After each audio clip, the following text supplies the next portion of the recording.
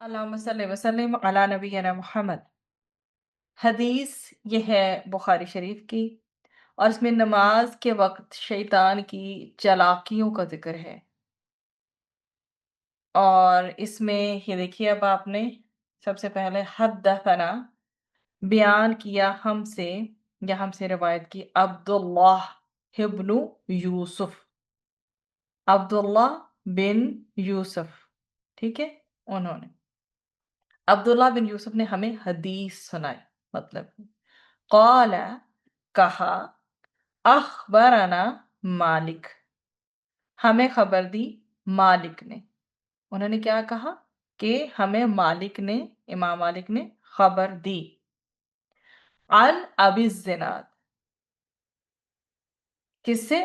ابو زناد سے، ٹھیک ہے، عن الاعرج، اور انہوں نے اعرج سے۔ تو یہ کیا ہے؟ ابو زناد سے، وہ عارج سے، اور وہ ابو ہریرہ، عن ابی ہریرہ رضی اللہ عنہ، اور وہ ابو ہریرہ رضی اللہ عنہ سے روایت کرتے ہیں۔ تو یہ جو روایت ہے ابو زناد نے عارج سے، اور عارج نے ابو ہریرہ رضی اللہ عنہ سے، ٹھیک ہے، روایت ان رسول اللہ صلی اللہ علیہ وسلم، بے شک رسول اکرم صلی اللہ علیہ وسلم نے فرمایا، کیا فرمایا؟ قال، فرمایا، اذا، جب، رسول اکرم صلی اللہ علیہ وسلم فرمایا جب، اذا، جب، نودیا، اذان دی جاتی ہے یا پکارا جاتا ہے، للصلاۃ، نماز کے لیے، ٹھیک ہے، جب نماز کی، اذا نودیا للصلاۃ، جب نماز کی اذان دی جاتی ہے، ادبرا، تو پیٹھ پھیر کر چلا جاتا ہے، الشیطان، شیطان، ادبر الشیطان، کیا ہوتا ہے؟ تو شیطان پیٹھ پھیر کر بھاگ جاتا ہے، ٹھیک، اور لاہو، اس کے لیے یا اس سے، یا اس کے لیے ضراتن، آواز جو ہے وہ نکلتی ہے، ٹھیک، اور وہ زور سے آواز کرتا ہے، سمجھ لیں اپنے جسم سے زور سے آواز کرتا ہے یا نکالتا ہے، جیسے کہ آپ سمجھ لیں کہ فارٹنگ کا ساؤنڈ ہے، جیسے حدث ہو جانا وغیرہ، ٹھیک ہے، حتیٰ، یہاں تک کہ لا یسمع، نہ سنے، نہیں سنتا، ٹھیک ہے، نہیں سنتا، التأذین، اذان، ٹھیک ہے، حتیٰ لا یسمع التأذین، ٹھیک ہے، تاکہ اذان کی آواز نہ سن سکے، فَإِذَا، تو جب، پھر جب، قضا، پوری ہو جاتی ہے، الندا، پکار یا اذان، ٹھیک ہے، فَإِذَا قَضَى الندا، تو پھر جب اذان جو ہے سمجھ لیں ختم ہو جاتی ہے، جب اذان مکمل ہو جاتی ہے، تو پھر کیا ہوتا ہے؟ اقبلا، تو واپس آتا ہے، حتیٰ، ٹھیک ہے، واپس آتا ہے، حتیٰ، یہاں تک کہ، اذا، جب، ثُوِّبَ، اقامت کہی جاتی ہے، بالصلاۃ، نماز کے لیے، ادبرا، پیچھے ہٹتا ہے، جب نماز کے لیے اقامت کہی جاتی ہے تو شیطان پھر سے پیچھے ہٹ جاتا ہے، حتیٰ، یہاں تک کہ، اذا، جب، قضا، مکمل ہو جائے، التثویب، اقامت، حتیٰ اذا قضى التثویب، یہاں تک کہ جب اقامت مکمل ہو جاتی ہے، اقبلا، وہ واپس آتا ہے، مطلب کہ وہ دوبارہ آ جاتا ہے، حتیٰ، یہاں تک کہ، یحضر، وسوسہ ڈالے، بین، درمیان، المرئی، آدمی، و، اور، نفس ہی، اس کے نفس کے یا اس کے دل کے، یہاں المرئی میں آپ انسان بھی کہہ سکتے ہیں، ٹھیک ہے، تو کیا کہتا ہے وہ؟ حتیٰ یحضر بین المرئی و نفسہ، یہاں تک کہ وہ انسان اور اس کے دل کے درمیان وسوسے ڈالتا ہے، یقولو، وہ کہتا ہے، اذکر، یاد کرو، کذا، کون؟ فلاں چیز، میں کبھی بالکل ایک رینڈم خیال، ٹھیک ہے، اذکر، یاد کرو، کذا، فلاں چیز، مطلب وہ، اذکر، یاد کرو، کذا، فلاں چیز، ٹھیک ہے، کیا کہتا ہے؟ وہ کہتا ہے یہ چیز یاد کرو، وہ چیز یاد کرو، جتنی بھی غیر متعلقہ باتیں ہیں دل میں ڈالتا ہے،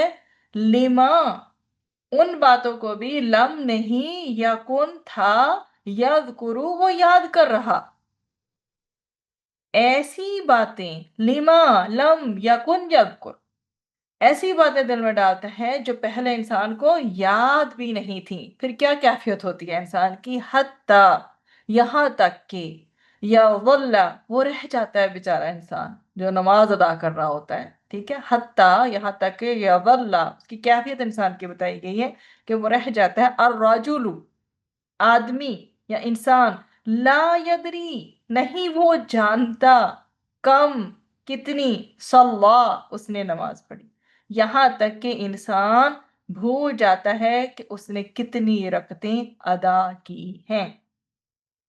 تو رسول اکرم صلی اللہ علیہ وسلم نے ہمیں یہ بتایا کہ جب نماز کے لیے اذان دی جاتی ہے تو شیطان بھاگ جاتا ہے، اور اس کے ساتھ باقاعدہ اپنے جسم سے وہ آواز نکلتی ہے تاکہ وہ اذان سن نہ سکے۔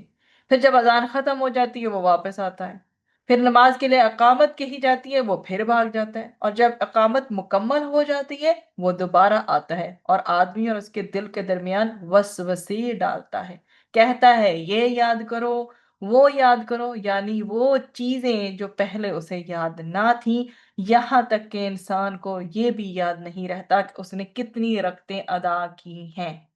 تو یہ جو ہے ہماری ڈیلی کی سچویشن ہے۔ آپ یہ دیکھ لیں کہ اذان جب ہوتی ہے، دی جاتی ہے، تو شیطان بھاگ جاتا ہے کہ وہ اس کی آواز تک کو سننا نہیں چاہتا۔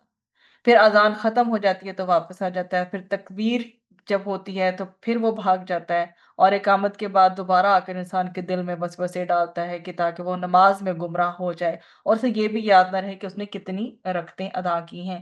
تو دیکھیں، ہمیں اپنے آپ کو اینالائز کرنے کی ضرورت ہے کہ جب ہم اذان نہیں سن رہے ہوتے، ہم خاموش نہیں ہوتے، اذان کا جواب نہیں دے رہے ہوتے، تو where are we basically standing, کہ ہم کہاں ہیں؟ اینا انا یا اینا نحنو، ہم کہاں ہیں؟ ہم کیا مطلب کس کو کاپی کر رہے ہیں جب ہم اذان کو فوکس کر کے سن نہیں رہے؟ ہمیں یہ چاہیے کہ ہم جو بھی کام کر رہے ہوں اللہ توفیق دے ہمیں کہ اذان شروع ہو، ہم آرام سکون سے بیٹھ کے، ایون اپنے گھروں میں سے تھوڑا سا کوئی شور بھی ہو رہا ہے نا، کسی مشین کا، اے سی وغیرہ کا بھی، پنکھوں کا، اسے بند کر کے ہم آرام سے اذان کو سنیں۔ اللہ یہ کہ اگر شور نہیں ہو رہا ان چیزوں کا تو ٹھیک ہے، چلتی رہنے دیں، لیکن اذان پہ اتنی کانسنٹریشن تو ہونی چاہیے۔ ایون میں نے ایک اسکول کا سنا تھا کہ وہاں کے بچوں کو، وہ بچے جو ہیں شاید نارمل بچوں میں بھی شاید جو ہے وہ شمار نہیں ہوتے، یا کس کیٹیگری کے بچے ہیں مجھے ایگزیکٹلی یاد نہیں، ان کے بچوں کو بھی پتا ہے کہ جب اذان ہونی ہے تو سب نے خاموش پن ڈراپ سائلنس کر دینی ہے۔ تو اذان کا شیطان پر اتنا اثر ہوتا ہے کہ وہ بھاگ جاتا ہے۔ تو اس سے یہ ہمیں پتہ چلتا ہے کہ اذان دینا، سننا اور اس کا جواب دینا باعث ثواب ہے انسان کے لیے، اور شیطان سے حفاظت کا ذریعہ ہے ایک طرح سے۔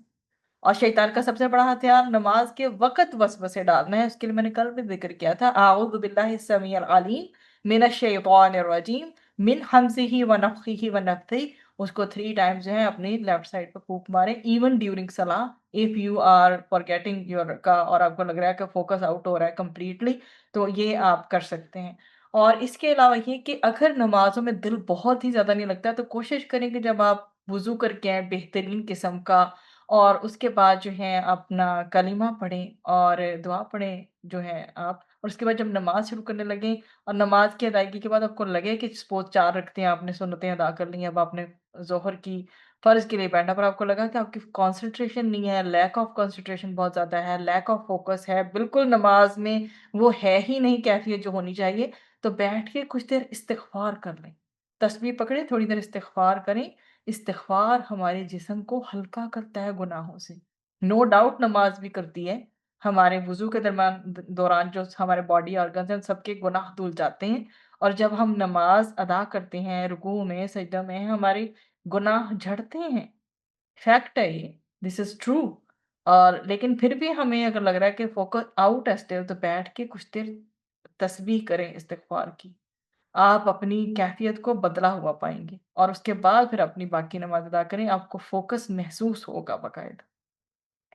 फिर ये कि शैतान का सबसे बड़ा हथियार यही है कि नमाज़ के वक़्त वसवसे डाले। हमें अपनी नमाज़ को शऊर, तवज्जो और खुशू के साथ ना पढ़ने दें। और इसी नमाज के दौरान जो है अल्लाह से गाफ़िल करता है, जो कि अल्लाह के क़ुर्ब का सबसे बेहतरीन ज़रिया है। तो हमें ध्यान ये देना चाहिए कि वसवसे आना फ़ितरी है, लेकिन इसके ऊपर कोशिश होनी चाहिए हमारी कि इनके ऊपर काबू पाएँ हम। गैर ज़रूरी ख़यालात जो हैं, अधूरे काम, अधूरी बातें वग़ैरह या ऐसी जो मेमोरीज़ हमारे ज़हन में उस वक़्त ना आएँ। नमाज़ से पहले फुल फ़ोकस होके हम वुज़ू में ध्यान दें। जितना अच्छा वुज़ू होगा उतनी अच्छी हमारी नमाज़ होगी। अज़ान का जवाब दें, क़ामत के वक़्त भी ख़ामोशी से सुनें और नमाज़ से पहले हम जो है इस्तिआज़ा पढ़ सकते हैं। और शैतान इंसान को हमेशा से खैर से रोकने के लिए बहुत चालाकियों से काम लेता है जिसका हमें पता भी नहीं चलता। सबसे ज़्यादा उसे नमाज़ से दूर रखता है क्योंकि 700 टाइम्स एम्फसिस किया गया है कुरान और सुन्नह में नमाज़ के लिए। तो शैतान की कोशिश यही है कि नमाज़ को सिर्फ़ एक रस्म बना दे, एक रिचुअल बना दे। और हमें इसे रिचुअल या रस्म नहीं बनने देना। हमें इसको वाक़ई में शऊर और तवज्जो के साथ अदा करना है। और क्योंकि अहादीस हमें क्या बताती हैं कि अगर हमने ध्यान ना दिया तो नमाज़ें ज़ाया हो जाएँगी और रखते भूल जाना इसी की अलामत है। तो हमें इन चीज़ों को फ़ॉलो करना चाहिए कि अज़ान के बाद हम दुरूद पढ़ें और जो दुआ है अज़ान के बाद की वो पढ़ें और शैतानी वसवसों से बचने की जो है दुआएँ माँगें। कुरान की आयत या सूरा बदल कर नमाज़ में उसको पढ़ें अपनी रगतों में ताकि नमाज़ में दिल लगे। नमाज़ में आँखें जो हैं वो हमारी सजदे की जगह पे होनी चाहिए और बिल्कुल खाली ज़हन करके अपने आप को फ़ोकस करके नमाज़ की अदायगी को शुरू करें। और अगर बार-बार वही वसवसे मैं आपको बता रही आ रही हैं तो आप उनको मैंने ताउज़ बताया है या इस्तिआज़ा आप उस तरह से जो है वो कर सकते हैं। तो शैतान हमें नमाज़ से रोकने में कामयाब तब होता है जब हम खुद उसे अहम ना समझें। जब हम नमाज़ को खुद अहमियत देंगे, अहम समझेंगे तो शैतान की क्या मजाल है कि हमारी नमाज़ को डिस्टर्ब कर जाए। तो हमें इसको नमाज़ों को अक़ीमती समझना चाहिए और हमारी हर नमाज़ जो है यकीनन हमारे लिए निजात का ज़रिया है और अल्लाह के करीब कर रही है। वो कहते हैं ना कि आपका हर दिन कैसा होना चाहिए? तो जवाब आगे से मिला था, किसी ने किसी से सवाल किया था कि आपका हर दिन कैसा होना चाहिए? तो उन्होंने कहा कि ऐसा होना चाहिए कि समझ लो तुम्हारी ज़िंदगी का आखिरी दिन है। तो अगर हम ये सोचें कि ये नमाज़ हमारी ज़िंदगी की आखिरी नमाज़ है, तो फिर हमें खुद ही ख़याल होगा कि हमारा उसमें फ़ोकस या तवज्जो कैसी है। अल्लाह सुब्हाना व तआला हमें नमाज़ की अहमियत को जानने की तौफ़ीक अता फ़रमाए कि हम शैतान के हथकंडों के पीछे लगकर नमाज़ को रस्म ना बना लें और नमाज़ को गैर अहम ना समझें। हम समझें कि नमाज़ जो है हमारी आँखों की ठंडक है, जैसे कि नबी करीम सल्लल्लाहु अलैहि वसल्लम की आँखों की ठंडक थी। और नमाज़ ही मोमिन की मेराज है और मेराज का मतलब आपको पता है कि कितनी बड़ी ऊँचाई है। कहाँ पर अल्लाह सुब्हाना व तआला से नबी करीम सल्लल्लाहु अलैहि आलिहि वसल्लम की मुलाकात हुई थी। तो नमाज़ इंसान के लिए, एक मोमिन के लिए क्या है? मेराज है। नमाज़ मोमिन की मेराज है और अल्लाह ताला हमारी नमाज़ों को वाक़ई में हमारी मेराज बना दे। आमीन। फरमा